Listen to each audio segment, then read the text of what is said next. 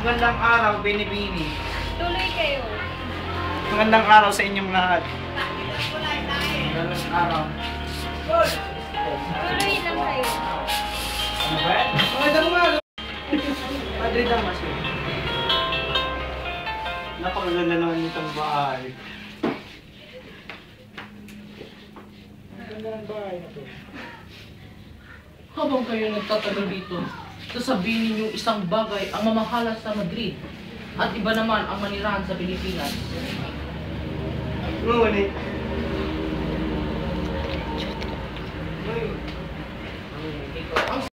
Habang kayo nagtatagal dito, masasabi niyong isang bagay ang mamahala sa Madrid at isa ang manirahan sa Pilipinas.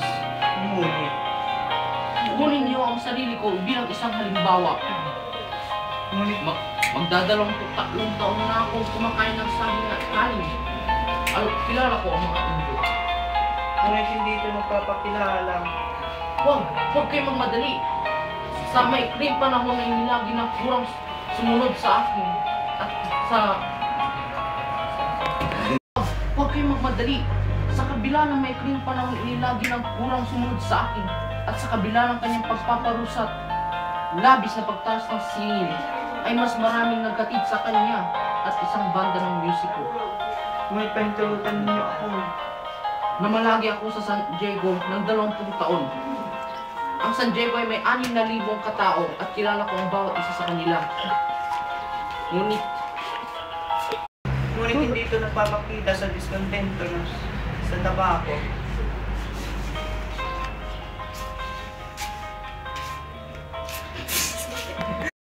hindi niyo ba nakita ang kasiliwanag ng kamaliang ginawa ng mga ministro?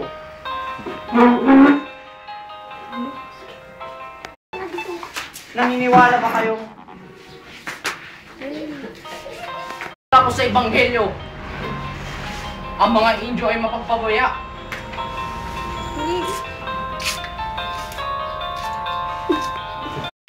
Saglit. Kung ito wala kayong nakikita, hindi niyo ito mapapatunayan. Ngunit tayo nasa isang bahay ng Indio. Hindi pinagpapalagay ni Kapitan Tiago na siya isang Indio. Bakit mo na yun nasabi? Dahil ang kanyang pagiging masunurin sa mga kura ay isang katangtanging bagay. Kung meron pa rin siyang lahing Pilipino, at siya pa rin ang may tuturing na Indio. Ngunit hindi nga niya pinagpapalagay ang sarili bilang isang Indio. Wala na akong masabi ba? Kaya talagang napagaling sa kura. May parating, Padre. Sino yun? Si Kapitan Tiago. Magandang araw po, Padre. Magandang araw. Aking karangalang ipakilala sa inyo si Crisostomo Ibarra, anak ng iyong kong kaibigan na si Don Rafael Ibarra. Kararating lamang niya buhat Europa at siya ay aking nakasalubong. Aba, si Padre Damaso, ang kura ng bayan at matalik na kaibigan ng aking ama. Bakit mo kang natigilan ka, Padre Damaso? Ipagpatawad niyo, ako'y nagkamali. Hindi ka nagkakamali. Ngunit kailanman ay hindi ko naging matalik na kaibigan ng iyong ama. Opo. Kayo po ba ang anak ni Don Rafael Ibarra? Opo.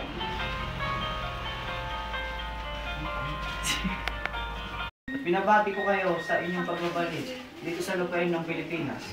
At sa aking kagkakaalam, ang iyong ama ay isang marangal na tao dito. Maraming salamat po sa pagpuri niyo sa aking ama. Hanggang ngayon ay hindi ko pa rin alam ang kanyang kapalaran.